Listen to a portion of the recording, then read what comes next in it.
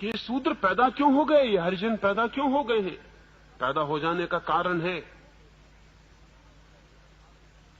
दुनिया में वर्ग सदा से हैं, क्लासेस सदा से हैं, लेकिन वर्ण हिंदुस्तान की अपनी ईजाद है। वर्ण दुनिया में कहीं भी नहीं। वर्ग सब जगह है, गरीब है, अमीर है, लेकिन शूद्र और ब्राह्मण और क्षत्रिय और वैश्य जैसा वर्ग कहीं भी नहीं, वर्ण कभी भी नहीं। वर्ग का मतलब यह होता है कि कोई आदमी गरीब है, वो चाहे तो कल अमीर भी हो सकता है, कोई रुकावट नहीं। फ्लूडिटी है, एक तरलता है। अमीर गरीब हो सकता है, गरीब अमीर हो सकता है। हिंदुस्तान ने एक बहुत चालाकी का काम किया। उसने गरीबी और अमीरी के बीच फ्लूडिटी, जो तरलता थी, वो खत्म कर दी और उसने निश्चित वर्ण पैदा कर दिए। वर्ण का अर्थ है ठोस हो गया वर्ग जिसमें बदलाहट नहीं हो सकती, जम गया वर्ग, फ्रोजन क्लास। शूद्र को, गरीब को उसने कह दिया, दीन को, हीन को उसने कह दिया कि बस तू जम गया, अब तेरे भीतर से बदलाहट नहीं हो सकती, तू ऊपर नहीं जा सकता। ऊपर की क्लासेस को इससे फायदा हुआ क्योंकि नीचे की क्लासेस का कंपटीशन, प्रतियोगिता खत्म हो गई। हिंदुस्तान ने एक तरकीब ईजाद की प्रतियोगिता खत्म करने की। करोड़ों शूद्रों से प्रतियोगिता खत्म हो गई। अब उनके बेटे ब्राह्मणों के बेटों से संघर्ष न कर सकेंगे ऋषि होने का। अब उनके बेटे वैश्यों के बेटों से धनपति होने का संघर्ष न कर सकेंगे। अब उनके बेटे बहादुरों की तरह लड़ न सकेंगे, क्षत्रियों से संघर्ष न कर सकेंगे। एक बड़े वर्ग को, नीचे के विराट वर्ग को हमने बिल्कुल जमा दिया और द्वार बंद कर दिए। अब तुम कहीं आ ना जा सकोगे। ऊपर के वर्गों को लाभ हुआ। फिर क्रमशः हम जमाते चले गए। शूद्र के बाद वैश्य को हमने जमा दिया और उससे कह दिया धन तेरी दुनिया है, इससे आगे तू नहीं बढ़ सकता। यश और ज्ञान तेरी दुनिया नहीं।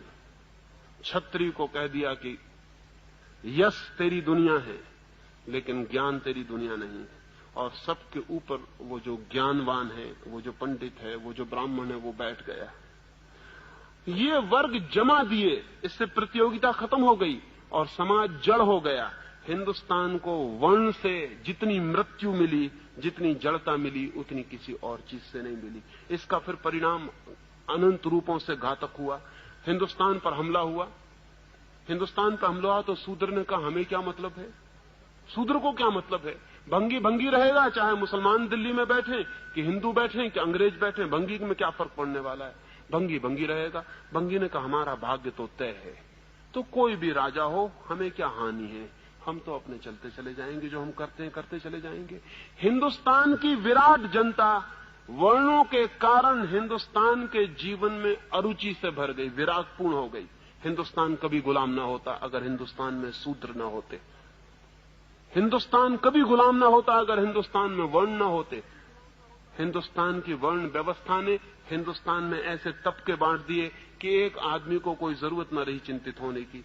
सिर्फ थोड़े से लोगों को चिंतित थी, क्षत्रियों को, कि हम अपने राज्य को बचाएं, बाकी पूरे देश को कोई प्रयोजन न था। गरीब को क्या प्रयोजन है अमीरों के झगड़े से, कोई प्रयोजन नहीं है। वही तो अभी भी हो गया, फिर से वही हो गया।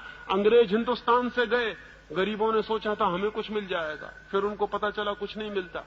अंग्रेज पूंजीपति बदल जाता है, हिंदू पूंजीपति उसकी जगह बैठ जाता है। तो गरीब अपनी जगह है, वो वहीं के वहीं है, उससे कोई फर्क नहीं पड़ता है। अमीरों के झगड़े हैं, ऊपर के झगड़े हैं, नीचे के आदमी को क्या मतलब है। ये हिंदुस्तान के हजारों वर्ष के शूद्रों की वर्ण व्यवस्था की टूट ने ऐसी स्थिति जमा दी कि हिंदुस्तान में कोई सामाजिक धारणा, कोई राष्ट्र, कोई नेशन, कोई भी पैदा नहीं हो सका। लेकिन जो लोग इनके विरोध में खड़े हैं वो भी मौलिक आधारों के विरोध में नहीं है। गांधी जी चाहते थे कि अछूत मिट जाए, लेकिन गांधी जी कर्म के सिद्धांत के संबंध में एक शब्द विरोध में नहीं बोले। और शायद आपको ख्याल में भी ना हो कि हिंदुओं ने जो व्यवस्था की है, हिंदुओं का दिमाग इतना सिस्टम मेकर रहा है, उन्होंने इतनी व्यवस्था की है सिद्धांतों की। सिद्धांतों के मुकाबले सिद्धांत बनाने के लिए हमसे बढ़िया लोग दुनिया में खोजने मुश्किल है। हम ऐसे गजब के सिद्धांत बनाते हैं हम इतने कुशल हैं सिद्धांत बनाने में कि जिसका कोई हिसाब नहीं। शूद्र हमने ऐसे ही खड़ा नहीं कर दिया, हमने पूरी मनोवैज्ञानिक दार्शनिक पृष्ठभूमि बनाई। हमारा कहना यह है कि जो आदमी जैसे कर्म करता है वैसा उसे जन्म मिलता है। शूद्र वे हैं जिन्होंने पाप किए, वो शूद्र वर्ग में पैदा होते हैं। ब्राह्मण वे हैं जिन्होंने पुण्य किए हैं, वो ब्राह्मण वर्ग में पैदा होते हैं। पिछले जन्मों में जिन्होंने जैसे कर्म किए हैं उनके 4 विभाजन, और उन 4 विभाजनों में लोग पैदा होते हैं। इसलिए शूद्र भी बेचारा राजी हो गया, उसने कोई बगावत नहीं की। उसने कहा कि ठीक है, हमने पिछले जन्म में बुरे कर्म किए होंगे इसलिए हम शूद्र हो गए हैं, अब अच्छे कर्म करेंगे तो अगले जन्म में ब्राह्मण हो जाएंगे। अगले जन्म की आशा में वो आज शूद्र होने को राजी हो गया। हिंदुस्तान का शूद्र राजी है, अगले जन्म की प्रतीक्षा कर रहा है। और हिंदुस्तान का दिमाग बेईमान है, जिसको भी राजी करवाना हो उसे अगले जन्म का प्रलोभन दे दो, वो राजी हो जाता है। जब तक ये कर्म की विचार सरणी न टूटे और जब तक हम इसकी पुनर्व्याख्या न करें, तब तक शूद्र को मुक्त होना बहुत मुश्किल मामला है। और बड़ा मजा तो ये है कि जिससे उसे मुक्त होना है वो उसी से बंधने की पूरी कोशिश कर रहा है। विनोबा जी या गांधी जी उसको उन्हीं मंदिरों में ले जाने के लिए प्रवेश दिलवा रहे हैं जिन मंदिरों से उसे मुक्त होना चाहिए। ये बड़े मजे की बात है। जिन हिंदू पुरोहितों से मुक्त होना है, गांधी जी और विनोबा जी कह रहे हैं कि उन मंदिरों में शूद्र का प्रवेश होना चाहिए। ये बड़ी क्रांति की बात है कि मंदिर में शूद्र का प्रवेश हो। किसके मंदिर में? उसी मंदिर में जिसने उसे शूद्र बनाया, उन्हीं पुरोहितों के मंदिर में जिनने उसको हजारों वर्षों तक पीड़ित किया और शोषित किया। मैं तो कहूंगा एक शूद्र को किसी मंदिर में नहीं जाना चाहिए।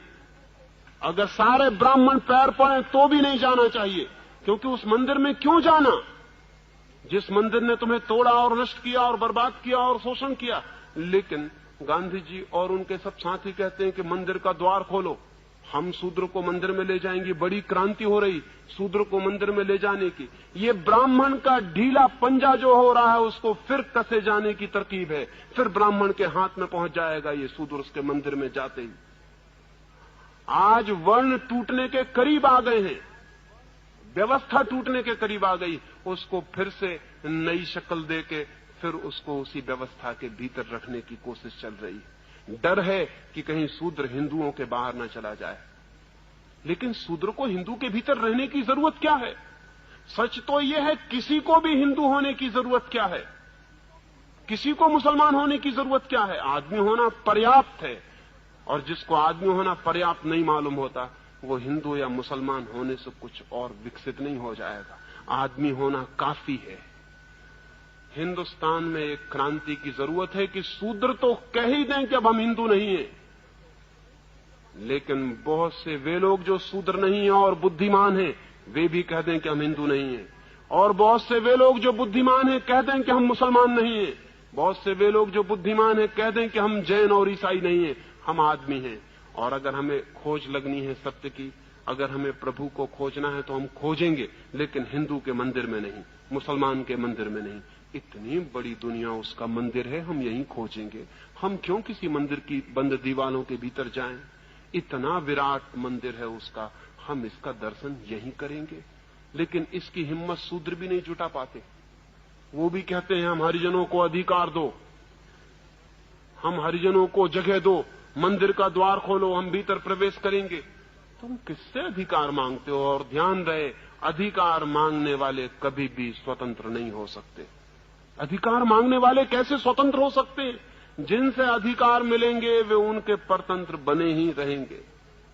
और जिन्होंने हजारों वर्षों तक दिमागी सांचे बना के आदमी को कसा है, वो इतने होशियार हैं कि वो नए सांचे बना लेंगे और फिर कस लेंगे। नहीं, सब जाल तोड़ के बाहर आने की जरूरत है। किसी हिंदू मंदिर में किसी शूद्र को जाने की जरूरत नहीं, और किसी शूद्र को अपने को हरिजन कहने की जरूरत नहीं। आदमी कहना काफी। तो मुझसे मत पूछें कि मैं हरिजन के घर में क्यों नहीं ठहरता। मैं घर में ठहरता हूं, हरिजन और गैर हरिजन से मुझे कोई मतलब नहीं। आप आ जाएं, मुझसे कहें कि चलें मेरे घर, वहां मैं ठहर जाऊंगा। लेकिन अगर जरा भी आपको भ्रम हो और आप प्रचार करें कि हरिजन के घर में ठहरा हूं, तो ऐसे पागलपन में मैं नहीं जाने को राजी होऊंगा। ये पागल घर है। आदमी का घर होता है मैं मेहमान बन सकता हूं आदमी का, हरिजन वगैरह से मुझे कोई मतलब नहीं है। 1000 कारण हो सकते हैं, लेकिन एक ही कारण काफी है।